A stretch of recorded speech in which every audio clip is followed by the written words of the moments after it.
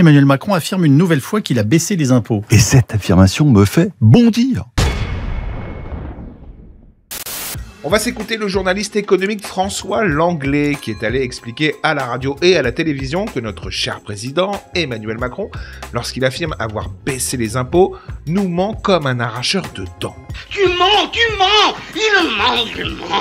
L'interview du Point, qui est paru cette semaine, 15 pages substantielles sur tous les sujets du monde, nous avons opéré une baisse de 50 milliards d'euros d'impôts, moitié pour les ménages, moitié pour les entreprises, sous le précédent quinquennat. Et pourtant... La seule vérité qui tienne en matière d'impôts, c'est Oui. celle du taux de prélèvement obligatoire. Oui. Il est calculé par l'INSEE. Pour l'année 2022, ce chiffre est à 45,4%.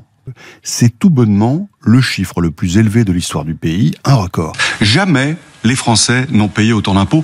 Je dirais même par rapport à ce qu'on pensait être le summum de l'enfer fiscal, c'est-à-dire la première année de François Hollande en 2013, on était, vous le voyez, à 44,9, c'est-à-dire un peu en dessous. Et encore, ce chiffre est relativement prudent, parce que la vérité est plus problématique encore. Ah ouais? Parce qu'en bonne logique, il faudrait rajouter aux impôts effectivement payés et perçus les fameux 45,4%, Oui. le montant du déficit public de 2022. Parce que le déficit d'aujourd'hui, c'est très probablement de l'impôt pour demain, quand il faudra honorer les échéances de la France.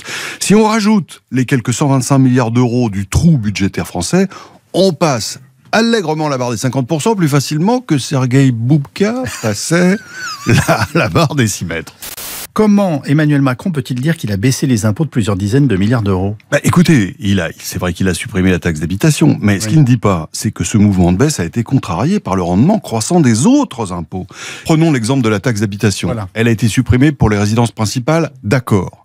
Mais en contrepartie, la taxe foncière explose, avec des augmentations à deux chiffres dont vous avez parlé tout à l'heure, plus de 20% à Metz, 30% à Grenoble, 60% à Paris. En fait, il n'y a pas eu suppression, il y a eu transfert du financement des communes sur les propriétaires en faveur des locataires. Alors, c'est une sorte de tour de passe-passe, vous le dites vous-même, ce sont les communes qui augmentent les taxes, pas l'État. Peut-on alors reprocher à Emmanuel Macron cette nouvelle charge fiscale? Écoutez Yves, une bonne partie de ces hausses a été déclenchée par l'État.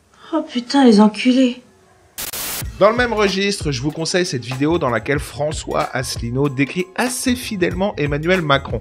Vous allez voir, c'est jubilatoire.